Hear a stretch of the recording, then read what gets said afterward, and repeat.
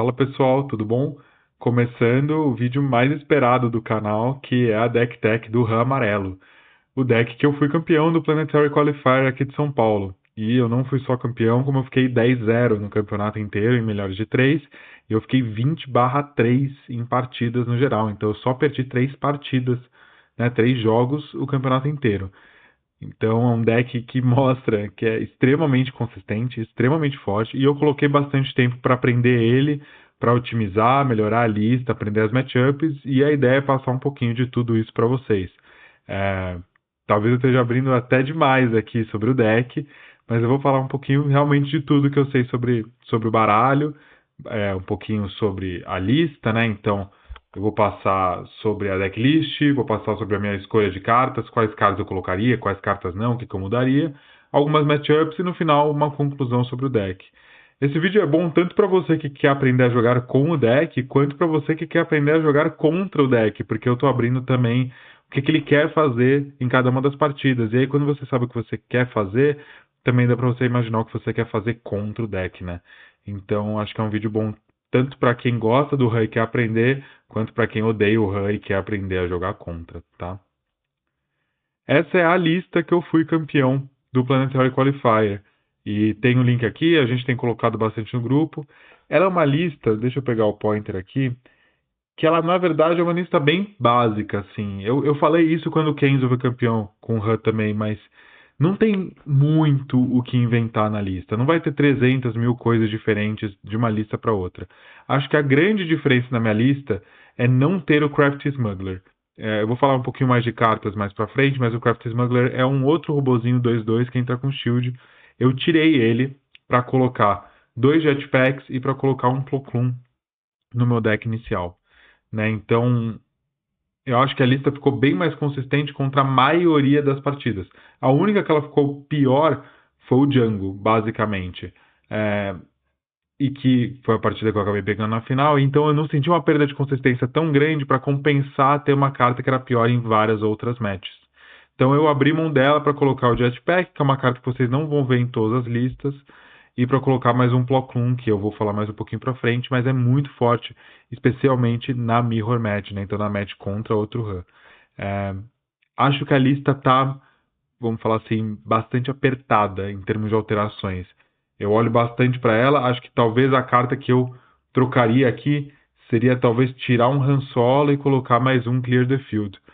O Han, são poucas as partidas que eu coloco ele para dentro, eu já jogo 2 no main deck, não sei se eu quero um terceiro, e o Clear the Field ele ajuda muito contra a Sabine e ele ajuda muito contra a Django. É, então eu colocaria talvez mais um e tiraria um Han Solo, mas são ajustes mínimos. Eu acho que o resto da lista funcionou exatamente como eu queria que ela funcionasse. Então, se você quiser pegar essa lista e sair jogando, eu acho que é um bom ponto de partida. Novamente, sempre tem que ajustar a lista para o seu estilo de jogo. Eu sempre joguei um pouco mais controle. Então, para mim, por exemplo, Spark of Rebellion é uma carta muito forte que eu não vou tirar do meu deck. Mas eu tirei o Robozinho, que é uma carta que deixa você agressivar um pouco mais. Então, podem pegar a lista, ajustem de acordo com o estilo de jogo de vocês, mas ela é um bom ponto de partida. Falando um pouquinho das cartas e as minhas escolhas de cartas, né? Então, eu estou colocando todos os drops de turno 1 e 2, porque o Han, pela habilidade dele, pode colocar tanto, né, custo 2 quanto custo 3 já no primeiro turno. Para aqueles que não sabem, a habilidade do Han é: você vira o líder e aí você coloca uma carta da sua mão como recurso. E você destrói um recurso seu no começo do seu próximo turno. Então, no turno 1, você já pode jogar a unidade de custo 3, né, tendo uma carta da sua mão no recurso, você perde uma carta da mão para fazer isso. Quais foram as cartas que eu tirei? Eu tirei o Craft Smuggler, que é muito parecido com o L3, a diferença é que o L3 tem um Smuggle, e eu vi bastante gente rodando o C3PO e eu acabei optando por não usar ele. Meu único drop 2 no deck era o L3, né? E depois eu tinha várias opções de drop 3 para usar no turno 1. Aqui eu sempre estava procurando principalmente por Liberated Slaves e Body Rook. Esses são os dois que eu mais procurava. O DJ também, dependendo da partida, eu gostaria de ter ele no turno 1, turno 2, então contra Django, contra Sabine, mas principalmente Slaves e Body Rook eu estava procurando basicamente em todas as partidas. Você começar com um 3-5 na mesa, 3-5 é um stat muito agressivo para o começo do jogo. Então faz muito sentido você abrir mão de uma carta na mão para você já começar agressivando, já começar a ter uma vantagem de board logo no começo da partida. Então você consegue colocar 2 Liberated Slave ou um Liberated e um DJ muito cedo no jogo, você já coloca uma pressão de board e coloca problemas grandes para o seu adversário resolver, e a chance de você snowballar o jogo a partir daí é alta, né? Aqui tem o Tech DJ, eu vou falar mais do combo, e aí a terceira carta que eu quero destacar aqui, né, é a Millennium Falcon. Então a Falcon ela tem uma interação muito importante com o Han, que é você pode pagar a Falcon e depois destruir o recurso da habilidade do Han.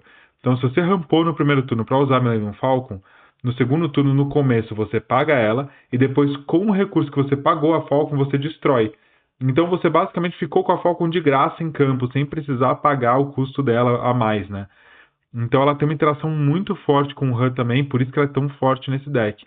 Então muitas vezes a jogada que você quer fazer é rampar, coloca a Falcon, destrói o recurso, né, que você usou para pagar a Falcon, no segundo turno você coloca ou um Slaves, ou um DJ, ou um Body Rook, aí você já está com um 3-4 que já bateu 2 vezes que a Falcon, mais algum 3-5 ou 3-3 que tirou uma carta da mão do campo, e a partir daí você já consegue snowballar a partida, principalmente contra agros, tá?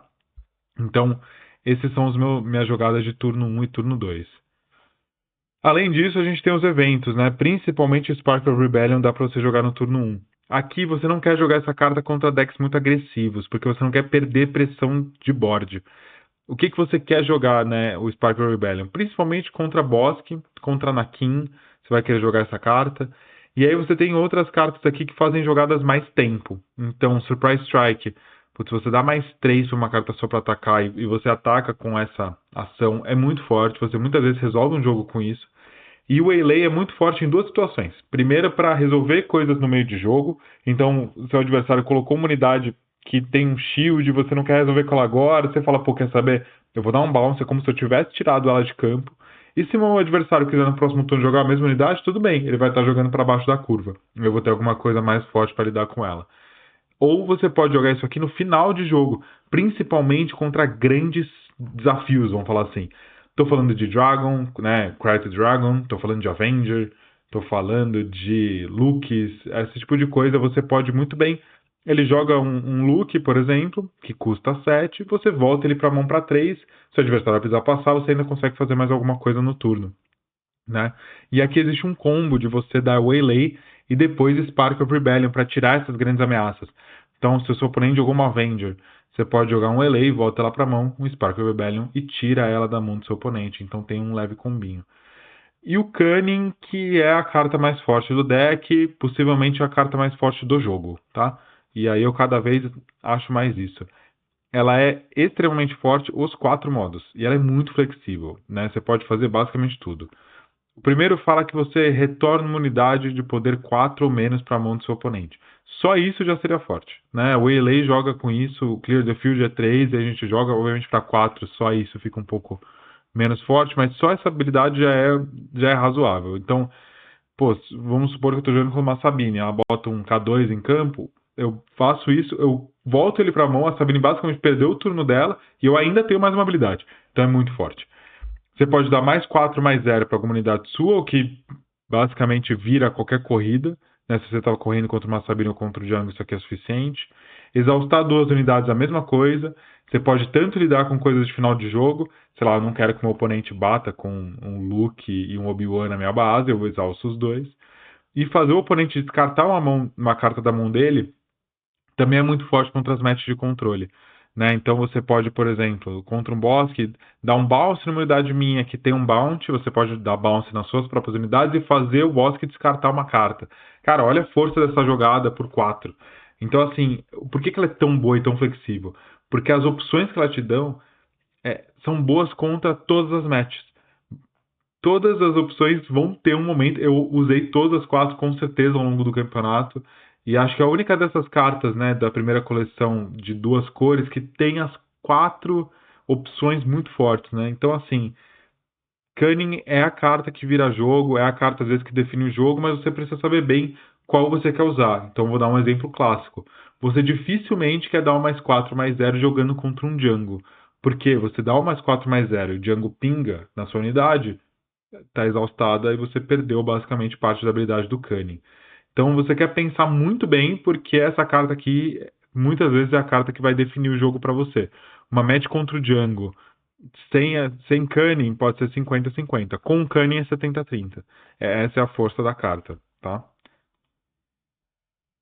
Upgrades. E essa é uma parte importante do deck, né? Então a gente joga com Hotshot, é meio esquisita, né? Uma carta vermelha, mas a gente roda num deck mono amarelo porque ela tem o Smuggle, que é 3 e amarelo. E aí você coloca para atacar a comunidade, a unidade já tá atacando com +2/+0. É uma carta que muitas vezes tá sobrando 3 de recurso, você faz ela e você ganha algum tempo, você bate mais forte, ela mantém na sua unidade também. Então você tá dando +2/+0 permanente. Ajuda muitas vezes para você ou bater na base mais rápido, né, no caso, por exemplo, contra uma Sabine, ou às vezes você precisa resolver uma threat maior do seu oponente.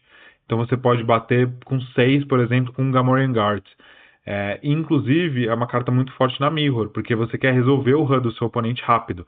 Então, você tem uma carta com 4 de força no campo, com um Hotshot você já mata um HUD. Né? Então, é uma jogada muito forte. E o Jetpack é uma carta que eu coloquei recentemente. Eu joguei em Curitiba sem essa carta e eu coloquei depois pro PQ da Epic. E ela é forte, primeiro, para empurrar dano. Então você dá +2/+0 para uma unidade sua, mas ela coloca um escudo também na sua unidade. Então você consegue basicamente ter duas funções com uma carta só. A primeira é conseguir fazer trocas de valor.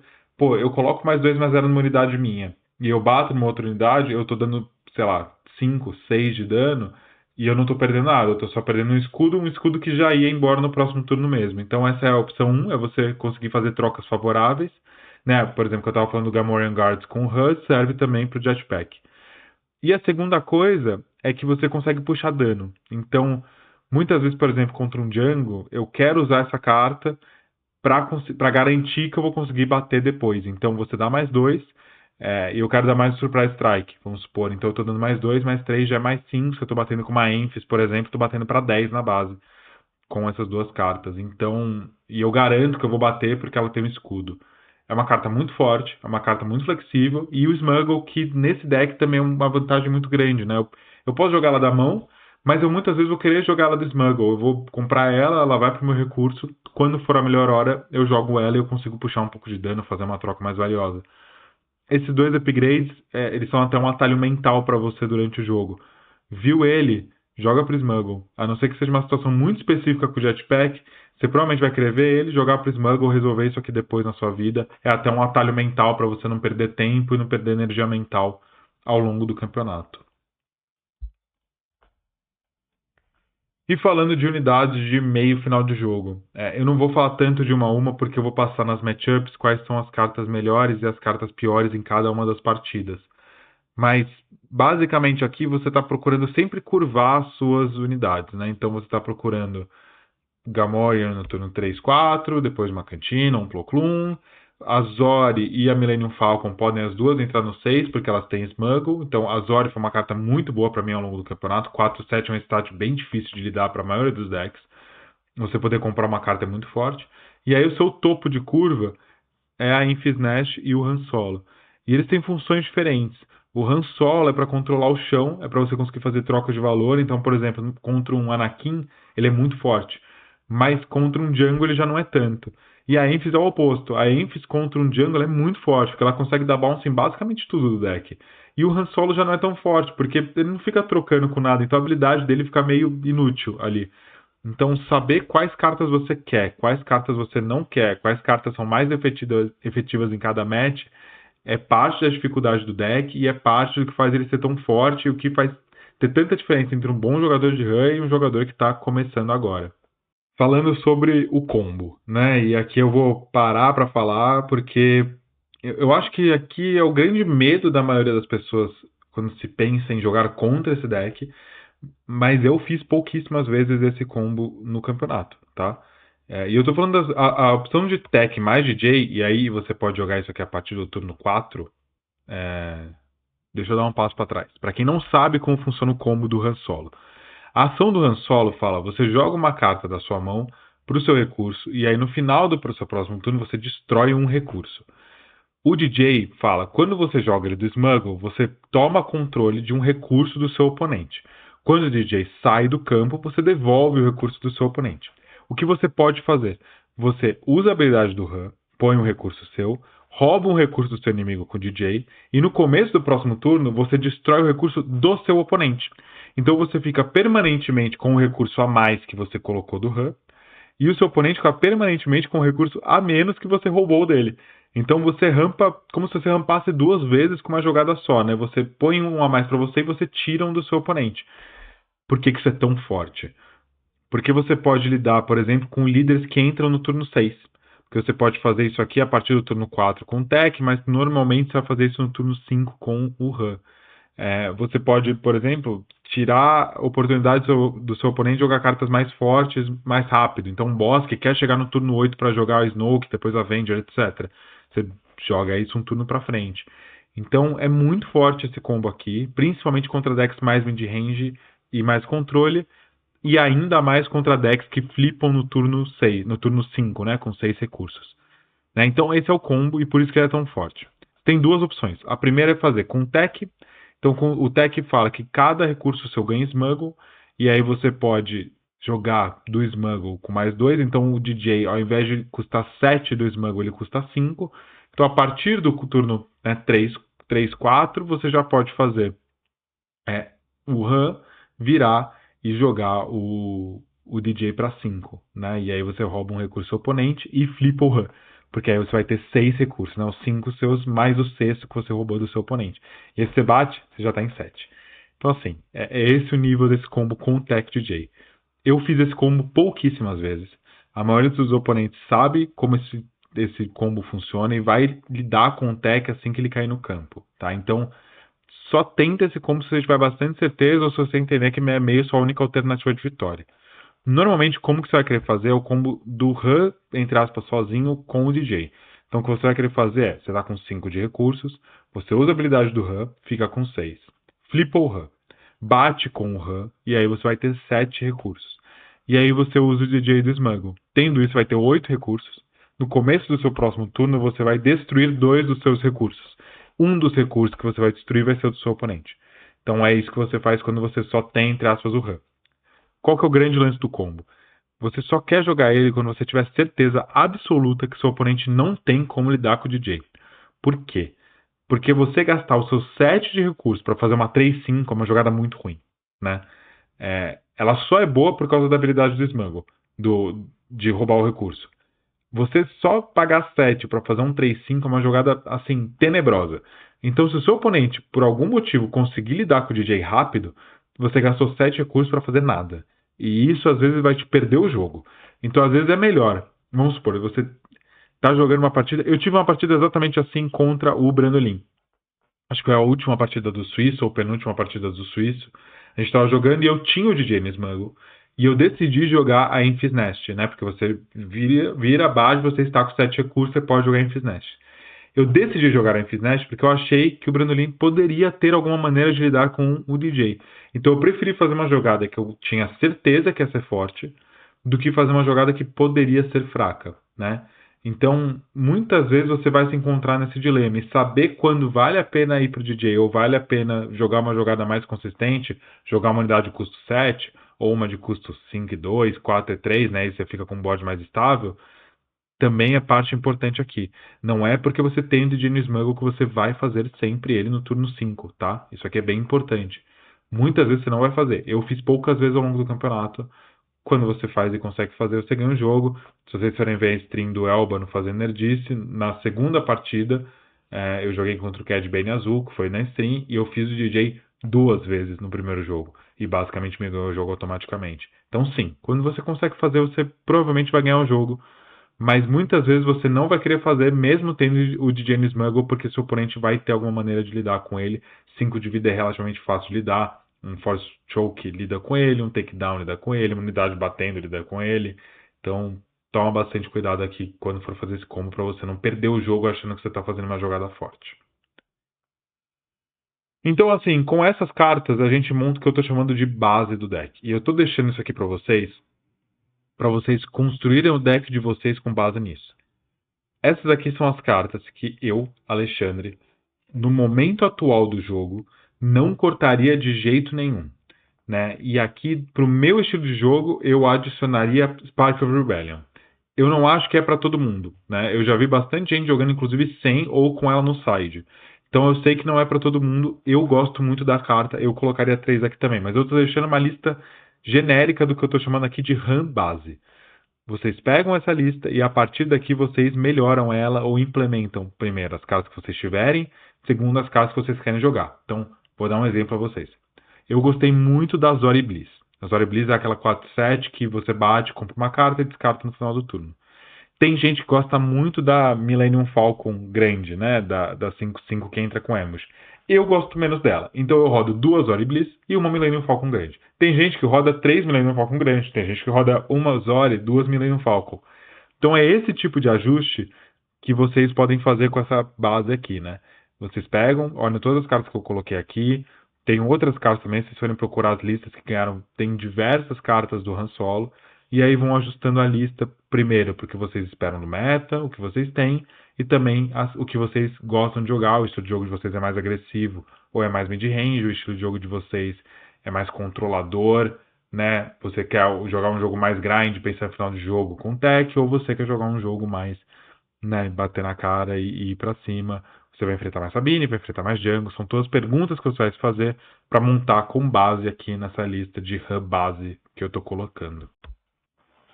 E aí, vamos falar um pouquinho das matchups. E aqui é importante eu pausar um segundo, porque eu falei isso na entrevista que eu fiz com o Elba no final do PQ.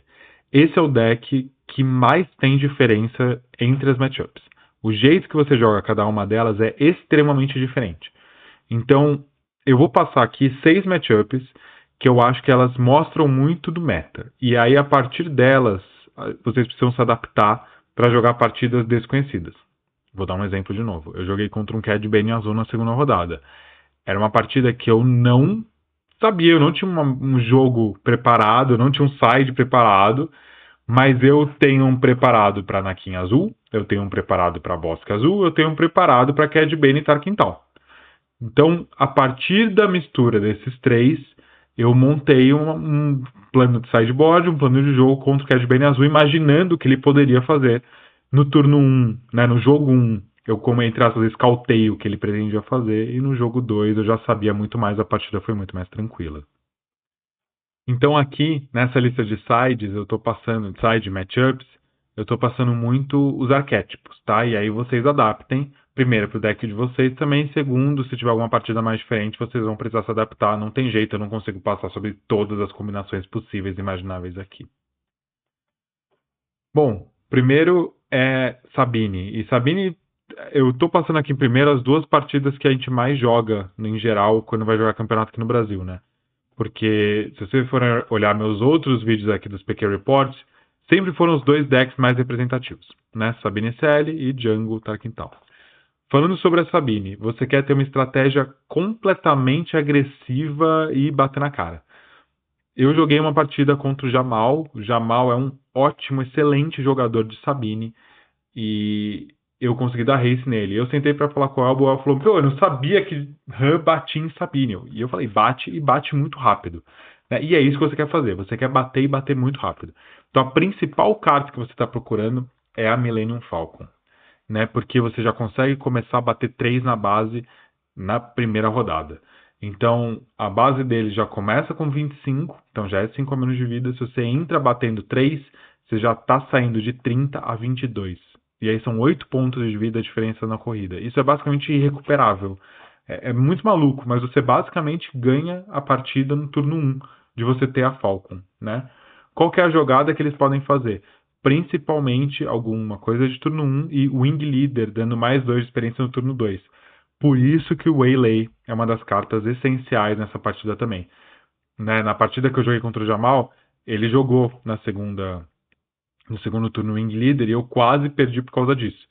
Então aqui você quer jogar principalmente com Millennium Falcon e Waylay. Surprise Strike é extremamente forte, porque mais 3 de dano por 2 de recurso, putz, eu compro isso aqui todo dia.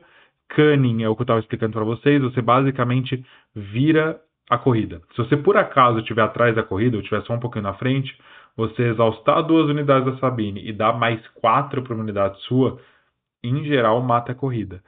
A melhor jogada para fazer com Cunning é quando eles já gastaram recursos, porque daí você não arrisca eles darem um ECL, alguma coisa para matar o que você deu Cunning. nem sempre é possível, né? Por isso que na última partida eu decidi dar Exaust, Bounce, porque ele ainda tinha todos os recursos de pele e podia matar o que eu desse o buff.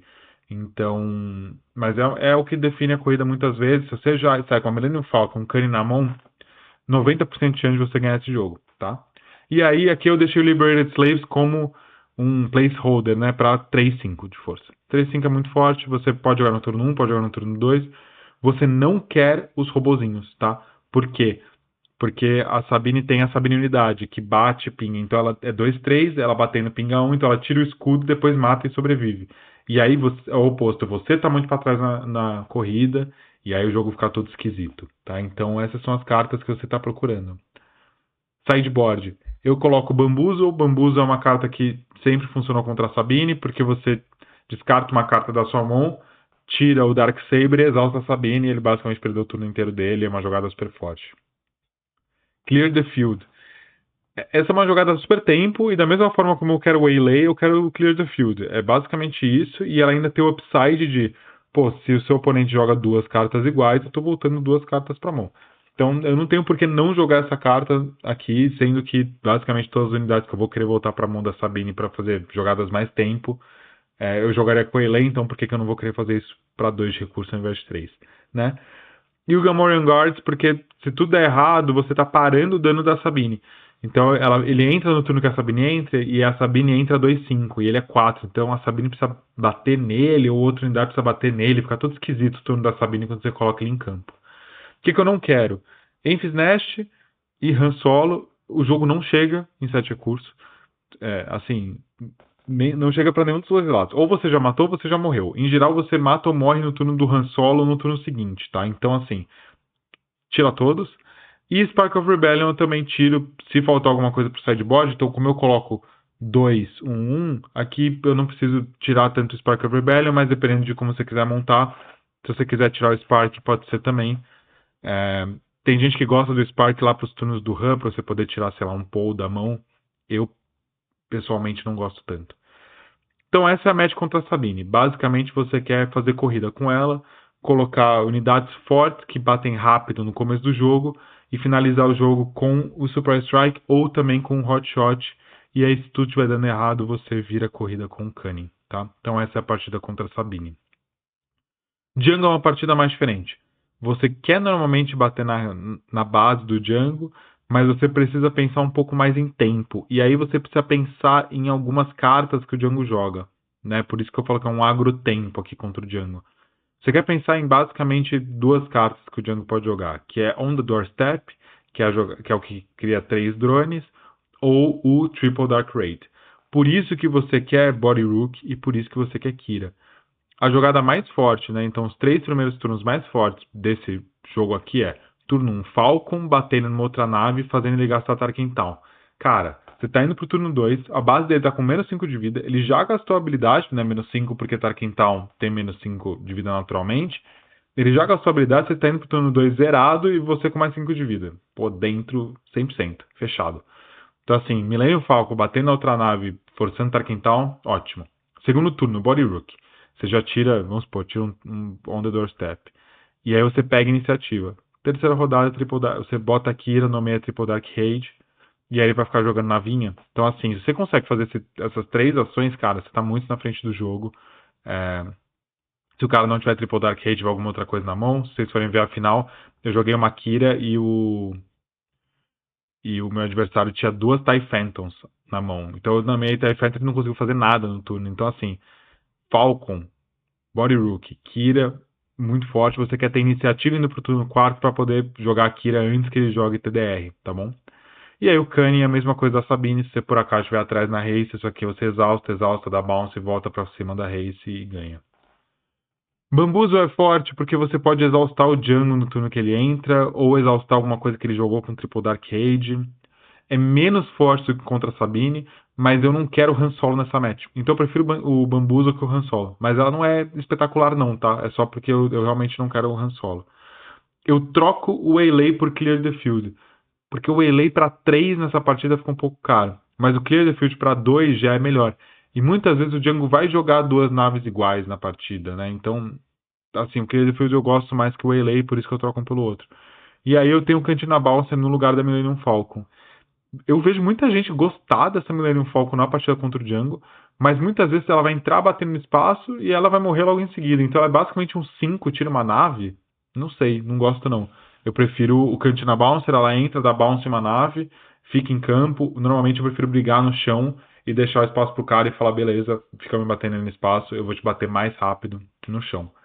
Tá? Então a match contra o Django é isso, você quer ser agressivo, você quer em geral bater na cara, mas você quer ser um pouco mais de disruption, né? Você quer fazer um pouquinho de disrupção na mão dele com o Body Rook e com a Kira, ou às vezes até com o Cunning descartando da mão. Então isso pode acontecer também, tá? Às vezes o Django fica com poucas cartas na mão, e aí você pode dar um Cunning para exaustar e e descartar a carta da mão também funciona. São duas matches que são favoráveis para o Han, tá? E que você, se você quiser jogar com esse deck, precisa treinar, porque vai encontrar bastante, vai encontrar no começo, vai encontrar no top cut, vai encontrar o tempo inteiro essas partidas. Então, precisa treinar bastante porque faz diferença. São matches que não são tão simples assim. Elas são vantajosas para o Han, mas você precisa saber jogar, tá bom? Então, treine essas partidas que eu tenho certeza que ao longo do tempo elas vão se tornar vantajosas para vocês também. Falando dos decks um pouquinho mais controles agora do meta. O Bosque você quer ser o cara mais chato do universo contra o Bosque. Essa é a sua função nessa partida. Então você quer jogar com Sparkle Rebellion e Body Rook. Esses são os seus dois primeiros turnos ótimos. Sparkle Rebellion você está procurando tirar Pershing, que é o que o 05 fica comprando carta. E o Body Rook você está querendo tirar ou os Bounties ou alguma coisa que possa matar o DJ, tipo um takedown, tá? Lembrando que você pode, inclusive, dar bounce no seu próprio DJ, no seu próprio Body Rook com o Waylay para jogar ele de novo. Essa é uma jogada que dá para fazer. Então dá para você jogar Sparkle Rebellion, Body Rook. No turno 4 você dá um Cunning voltando o seu Body Rook e descartando uma carta. E no turno seguinte você bota o Body Rook de novo. Tipo, essa é uma jogada que dá para fazer e é muito chata. Então assim, você quer isso e você quer o tempo inteiro ameaçar o DJ. Porque você não quer deixar o boss que chegar perto das cartas fortes dele. Basicamente o que você quer fazer aqui é o seguinte: não quero deixar o Bosque chegar perto das cartas fortes, não quero deixar o Bosque comprar. Se você conseguir fazer isso, essa é uma partida que tá ganha para você. É uma partida bem favorável, talvez seja a partida mais favorável desse deck, tá? Ela não é simples de jogar, porque ela é muito diferente do resto. Você quer ser o controle contra um controle. É meio esquisito. Mas se você, a hora que vocês entenderem essa partida, muito do deck vai fazer sentido para vocês, porque ela é totalmente diferente do resto. O que você quer no sideboard? A New Adventure para fazer esse tipo de bounce que eu estava falando, principalmente com Body Rook ou Cantina Bounce no final do jogo. Você quer a Emphis para poder dar uns bounce em coisa grande, tipo o cara bota uma Avenger, você pode dar um bounce nela, alguma coisa desse tipo. Cantina Bounce também para você poder dar esses bounce, por exemplo, se o cara joga um Childsen, você pode virar, dar o Cantina Bounce, você ficou com uma 3-5 em campo e ele perdeu o turno dele. Então é muito chato. E aí você não quer Gamorrean e você não quer Jetpack, porque você vai grindar o dano depois no final do jogo, principalmente com Tech, mas você não vai, esse 2 de dano não vai fazer diferença. E também você não quer sentinela aqui, então você tira essas duas para colocar mais cartas que dão efeito de bounce e dão vantagem, né? Então, de novo, seja muito chato, né? Disrupção mais o DJ. Ray Tarkin Town. E aqui é Ray e Anakin, tá? Anakin azul e Ray Tarkin Town. Eu botei Ray Tarkin Town porque foi a partida que eu joguei no meu top 4. Contra também o Brandolin, foi o mesmo que eu peguei no suíço. Aqui você quer fazer a disrupção, mas você quer fazer mais board control do que você quer disrupção. Né? Então é um deck que tem menos coisas para lidar com o seu DJ no flip dele. Tem mais unidades. Então o que você quer fazer é o seguinte: eu deixo meu campo limpo indo para o meu turno de 5 recursos, porque daí eu consigo jogar o DJ com tranquilidade. Né? Então essa é a principal diferença. Então vocês vão ver que eu estou jogando coisas, obviamente o Body Rook, mas a Kira, por exemplo, para parar alguma unidade forte, o Cantina Bouncer para dar o bounce a alguma coisa chata, né? O Han Solo e a Emphis mais para frente para você limpar o board, e o DJ porque a Ray entra no turno 6, né? No turno 5, 6 recursos. Então você consegue atrasar um turno da Ray, do Anakin também. Então um turno muito forte. Se você consegue fazer o DJ, você basicamente ganha esse jogo, porque aí você vai conseguir grindar valor até o final do jogo com o tech, tá?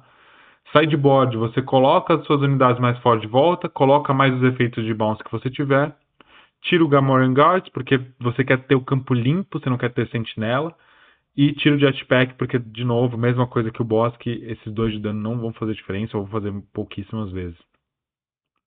É uma match mais chata que o Bosque, porque se a Ray consegue começar a estabilizar o board, fazer trocas vantajosas, então, sei lá, no turno 1 ela consegue botar a Sabine, 2, 3, já tira o seu robô, no turno 2 bota um Yoda, bate forte com o Yoda, já tira o seu turno 2 e consegue começar a grindar o jogo assim, esquisita match. Então, toma cuidado, mas deveria ser uma match também vantajosa para vocês, tá? O deck é muito forte, eu não tenho o que falar. A maioria das partidas são vantajosas pro Han. E aí, falando de duas partidas mais esquisitas aqui. A primeira é a Mirror. A Mirror é sempre uma partida esquisita para jogar em qualquer deck, né? Então eu tô falando de uma partida que se define basicamente no turno de 5 recursos. Por quê? Se algum dos dois consegue flipar o Han e o outro não tiver resposta pro Han, aquele jogador em geral vai para 7 recursos e o outro não. E aí isso dá uma vantagem que nessa match tão apertada faz muita diferença. Então, basicamente, as cartas que você está procurando são cartas que resolvem o Han. É maluco isso, mas é assim que funciona, não tem o que fazer. Então, é o Plo-Koon, que entra com Coordinate batendo para 6. É o Gamorrean Guard, porque você dá um Sentinela e com o Hot Shot você bate 6. É, o Surprise Strike, que daí qualquer unidade sua de 3 de custo bate no Han Solo. E o Hot Shot, porque aí às vezes até o seu Han Solo mata o Han Solo dele, né? Então, ela é muito esquisita, cara, mas não tem muito o que fazer. Ela se define muito nessa, você não quer flipar o seu Han se o seu oponente pode ter uma resposta pro Han. E aí, se ele flipa o Han sem você ter resposta, provavelmente ele vai ganhar esse turno, e se ele ganhar esse turno, ele vai ganhar o jogo. Então, tanto a, a partida até ali, quando sideboard, se definem nesse turno. Então o que você quer? Você quer mais um Gamorrean Guards para poder lidar com o Han, você quer mais um Plo Koon e você quer um Bamboozle. Bamboozle não é a melhor jogada do mundo, mas ela funciona. Então, basicamente, o Han flipa, você exausta ele. E aí o cara fica olhando pra você com cara de tacho, de tipo assim, putz, o que é que eu faço agora? Tipo, meu plano foi pro saco. É, então, não é a melhor jogada do mundo, mas ela funciona, tá? Eu fiz pouquíssimas vezes nos meus testes, mas às vezes que eu fiz, funcionou. Então, assim, pode fazer sem muito medo. E aí, o que eu tiro? Eu tiro um ou dois Sparks, uma ou duas Millennium Falcon. Né, Spark, putz, tem poucas coisas da mão e o deck joga com muita coisa de Smuggle. Então, você tirar tanta coisa da mão não funciona tanto. E aí eu prefiro ignorar o espaço. Já tem pouca coisa de espaço no deck.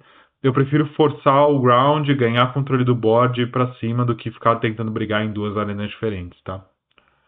De novo, é uma meta esquisita. Toda mirror é, por definição, 50-50 e essa aqui especificamente é muito no detalhe. É, a minha maior dica é tomar cuidado com o flip do Han, tenha uma resposta e tenha certeza que você vai flipar o seu Han sem uma resposta do oponente. É basicamente isso, tá bom? E Quinlan talvez seja a partida mais difícil desse deck, né? Tem o Cad Tarkintown, eu nem trouxe o sideboard aqui porque é parecido com Quinlan. E é uma partida que a gente vê pouco e eu espero que a gente veja cada vez menos, porque eu acho que o posicionamento do meta do Cad está muito complicado. Então eu trouxe só o Quinlan aqui. Mas basicamente você quer um deck tempo total. Então você quer fazer jogadas de vantagem o jogo inteiro e garantir que o Quinlan não está fazendo em cima de você. Se o Quinlan está conseguindo fazer jogadas de vantagem em cima de você, você vai perder o jogo. Não tem o que fazer. Agora, se você consegue fazer uma, duas jogadas de vantagem, né, em cima do Quinlan, a chance de você começar a snowballar esse jogo a partir do turno 5 é mais alta. Por que eu falo a partir do turno 5? Se você consegue fazer o Quinlan jogar um turno de 5 recursos e você de 7 com Han, você toma conta do jogo. E o seu final de jogo é melhor que o do Quinlan. Então, basicamente, o que você quer fazer é fazer jogadas de tempo até o turno 5. No turno 5, flipar e bater com Han, fazer uma jogada de 7 de recurso e tomar conta do jogo a partir daí. É mais fácil falar do que fazer, né? Então, aqui é uma partida muito difícil e que precisa de teste, precisa de treino, porque se o Quinlan consegue começar, já bate, tá quintal, um turno 2 já joga outra coisa, já bate de novo, já tira sua unidade, você fica olhando pra ele e fala, meu, o que, que eu faço agora? Aí ele descarta coisa da sua mão, você não tem recurso, e aí você sente chora, não tem muito o que fazer. Mas se você consegue começar a grindar o jogo, faz mais sentido a partida e dá pra ganhar. Eu acho que ela é pior, mas não acho que ela é tipo 90-10 pro Quinlan, tá? Ela é tipo, sei lá, 65-35, alguma coisa nessa pegada, tá bom? O que eu tiro? Eu tiro os três Spark of Rebellion aqui. porque é uma jogada muito lenta para Quinlan, né? Se você joga, vamos supor que você está no turno 1 e você joga o Sparkle Rebellion e ele tem um drop 1, né, dois drop 1s para fazer, né, um além do que você tirar, você já se ferrou, porque dele tem um controle do board já e ele vai conseguir snowballar a partir daí. Então, você não quer Sparkle Rebellion, você prefere ter outras cartas de mais jogada a tempo. Então, 4/4 Sentinela é de tirar, Enfisnet fica dando bounce, Cantina Bounce será a mesma coisa. Então, a dica para essa partida é, primeiro, evita ataque em town. Eu sempre passo no Quinlan, porque se eu quiser passar ele pegar a iniciativa, eu tô dentro. Se ele quiser, né, jogar alguma coisa, eu posso jogar mais livre, pelo menos ele não tem ataque em town. E é uma partida que você não quer rampar tanto, porque ele descarta a carta da sua mão. Então, se você ficar rampando, a chance de você ficar sem carta mais pro final do jogo é alta, tá bom? É chata a match, não tem o que fazer. São duas matches aqui, uma 50-50, mas precisa de muito treino, que é a do Han, e a outra é mais vantajosa pro Quinlan, mas dá para ganhar com um pouquinho mais de treino. Bom, e conclusões sobre o deck, né? O que eu acho do deck, o que eu acho do posicionamento final dele aqui. Basicamente, o Han é um deck muito forte por causa do tempo que ele gera no jogo. Você consegue ditar o ritmo da partida basicamente sempre. E é isso que você quer fazer. Se você não estiver conseguindo fazer isso com o Han, você está jogando de Han errado. O que não é nenhum demérito, porque ele é um deck bem difícil. Eu vou falar disso depois. Mas você quer tomar o tempo da partida sempre e você fazer a partida girar em torno do jeito que você quiser fazer. Então, contra a Sabine você quer ir para a corrida. Contra a Boss você quer ir para o jogo grind. Você não quer deixar o seu oponente fazer o que ele quer fazer no jogo. Você vai tomar as rédeas, tá bom? Caixa de ferramentas. Basicamente, por conta da quantidade de smuggles que tem no deck e do tech, né, que dá mais 2 para tudo podendo jogar do smuggle, você tem resposta para tudo. Então, basicamente, qualquer coisa que seu oponente jogar, se você tem um tech em campo ou no seu smuggle, você pode procurar qualquer carta do seu deck, porque você vai ter quase um deck inteiro no smuggle. Então, ele tem resposta para basicamente tudo, e isso faz o deck ser extremamente forte, é o que a gente chama de caixa de ferramenta. Dito isso, você precisa saber o que você quer responder e qual é a maneira mais eficiente de fazer isso. A maneira que eu penso é, qual é a minha melhor resposta? E aí eu vou procurar ela. Tá, essa eu não tenho. Qual que é a minha segunda melhor resposta? E aí eu vou buscando nessa ordem para tentar resolver meus problemas. Ao invés de olhar o que eu tenho e tentar pensar qual que é melhor, eu penso, qual que é a minha favorita? O que eu mais gostaria de ter? E aí eu vou atrás daquilo. E o último ponto que faz esse deck ser tão forte, e é porque jogar de Han, é que ele é muito adaptável. Então ele basicamente é o counter de todos os decks do jeito que ele joga. Então contra a Sabine, você é mais rápido do que ela. Então ela não tem o que fazer. Contra a Django, você é mais rápido do que ele e você gera mais valor que ele. Então ele fica dando ping exaust nas suas coisas, você fala, beleza, eu vou dar bounce aí na sua coisa e vou gerar mais valor que você. Contra a Bossk e contra a Ray, você gera mais valor do que eles. Então ele é extremamente adaptável, mas esse é o ponto que faz ele ficar muito difícil. Que você precisa saber jogar todas as matches bem, né? E todas as matches direito. Se você jogar errado, uma match contra a Sabine, você vai perder. Você vai ser punido, né? E aí entram os pontos de... Estou chamando de deficiências do deck, mas são pontos para se pensar. Primeira dificuldade. Acho que deu para perceber pelo deck guide que ele é um deck bem detalhista. Você precisa saber muito bem o que você quer jogar, quando você quer jogar e contra o que você quer jogar.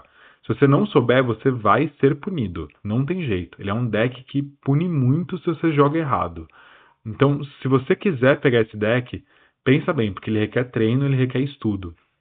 Não é um deck simples de aprender, mas ele recompensa quem joga muito bem com ele, né? Então a dificuldade, ele é um deck com o chão muito alto, mas com o teto mais alto ainda. E o segundo ponto aqui, que eu tô colocando ele como o rei do meta, mas a brincadeira é o seguinte, todo mundo sabe que o deck tá forte. Não é segredo pra ninguém. Na stream lá do Elba, ele comentou que 25% dos PQs foram ganhos pro RAM amarelo. Então, assim, todo mundo tá se preparando para jogar contra esse deck. E você jogar com o deck que é avisado por todo mundo, nem sempre é uma coisa tão boa. Né? Às vezes você tem um deck mais alternativo que a galera não espera tanto de dar uma vantagem. Aqui dificilmente tem surpresa. Todo mundo sabe o que você quer fazer e a galera tem planos para counterar. O lance é você fazer o seu plano melhor do que o que eles querem disruptar o seu plano. Mas esse é um ponto que vale a pena vocês pensarem. Assim, se você quer jogar com um deck mais visado do meta, Tipo, é isso mesmo que você quer enfrentar? Você vai sentar na frente de todo mundo e todo mundo sabe o que você faz e o seu plano de jogo e o que fazer contra você porque todo mundo se preparou para enfrentar a match? É uma dúvida. Pode ser que compense, pode ser que não. Depende do quanto você joga bem com o deck, depende do quanto você acha que ele tá forte no formato. Né? Então acho que esses são os dois principais pontos que podem te tirar de jogar contra o deck, né? De jogar com o deck, além do ponto de achar as cartas. Né? A gente sabe que no Brasil não tá tão fácil de achar todas as cartas do RAM. Pessoal, é isso. Eu tentei fazer um vídeo bem grande e bem detalhado com basicamente tudo do deck. Então eu passei por decklist, passei por escolha de cartas, eu passei sobre o que fazer com cada carta, eu passei sobre matchups, sideboard, como jogar, pontos fortes, pontos fracos, né? Partidas não vai ter. Por quê? Porque eu vou trazer as partidas que eu joguei no campeonato. Então eu vou trazer a gravação das partidas, eu vou comentar por cima 3 partidas, né? A partida contra um Control, a partida contra o Jamal de Sabine e a partida contra um Django. Então vai dar para trazer um pouquinho de tudo para vocês verem, e aí acho que trazer as partidas dos campeonatos é mais legal do que eu abrir, sei lá, um software aqui, o cara baixe e jogar algumas partidas para vocês verem. Então, as partidas vão vir no futuro, vão ser as partidas do campeonato, mas a ideia do vídeo foi passar um pouquinho sobre tudo o deck e realmente passar o que eu sei no maior nível de detalhe possível. Ficou alguma dúvida? Quer saber mais alguma coisa? Quer tirar dúvida de lista? Meu, aqui os comentários estão sempre disponíveis. Eu estou em todos os grupos também. Pode colocar lá, me marca, tira dúvida. Eu vou estar super feliz em ajudar vocês. E eu quero saber de vocês se vocês acham que o ban solo, né? Tem que ter o ban no Han. Essa é a minha dúvida para ir para vocês pro final do vídeo. Queria saber a opinião de vocês, se o Han Solo tá num nível de poder autossuficiente para terem que banir ele, ou se alguma interação, tem que banir o DJ, tem que banir a interação do Han com o DJ, tem que banir Kanye. Queria saber a opinião de vocês aí, se tem que acontecer algo nesse sentido, ou se não, o meta vai estabilizar e vai se, ao longo do tempo, chegar no nível mais normal com o Han talvez um pouquinho menos forte do que ele está atualmente. Fechado? Pessoal, obrigado por assistirem. De novo, qualquer dúvida, qualquer comentário, qualquer sugestão, deixa aqui embaixo, me marque nos grupos, me mandem mensagem que eu estou sempre à disposição. Fechado? Valeu, tchau, tchau.